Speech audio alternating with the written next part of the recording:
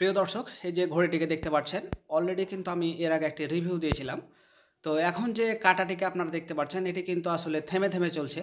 কিন্তু এই ঘড়ির মূলত যে সেকেন্ডের কাঁটা, সেটা কিন্তু আসলে একটা প্লেন ভাবে চলছিল। অর্থাৎ থেমে, থেমে না, একলাঘারে চলতেই থাকতো, এরকম যে নতুন আপডেট ভার্সনটি বেরিয়েছে তারই। তো এখন কথা হলো যে, ১ম এ কিন্তু যখন ঘড়িটি নিয়ে এসেছিলাম, তখন কিন্তু আসলে সার্ভিস খুব একটা ভালো পাইনি। টাইম স্লো হয়ে যেত। তারপর যখন আমি ঘড়িটি ঠিক করি, সেক্ষেত্রে ঘড়িটি ঠিক করতে টাকা নিয়েছে, ৳২০০ নিয়েছে মেশিনটি দিতে। তো মেশিনটির দাম নিয়েছিল ৳১৫০ এবং তার পারিশ্রমিক হিসেবে ৳৫০ নিয়েছিল, যার কারণে ৳২০০ পড়েছিল আরকি। তো এখানে দেখতে পাচ্ছেন যে ঘড়িটি কিন্তু এখন বর্তমানে খুব ভালো সার্ভিস দিচ্ছে। অর্থাৎ মেশিনটি যখন চেঞ্জ করে দিল, তখন কিন্তু সেই ঘড়িটির একটি পরিবর্তন আমরা দেখলাম যে সেকেন্ডটা যে প্লেনভাবে চলছিল, এখন কিন্তু সেকেন্ডটা থেমে, থেমে চলছে।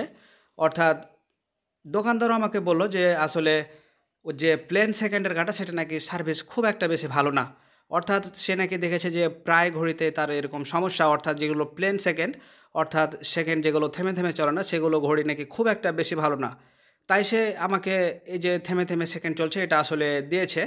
তো ফলাফল হিসেবে কিন্তু আমি এখন পর্যন্ত আমি প্রায় ১৫ দিন ব্যবহার করলাম ভালো করার পর থেকে। তো ইনশাআল্লাহ আসলে খুব ভালো একটা সার্ভিস পাচ্ছি।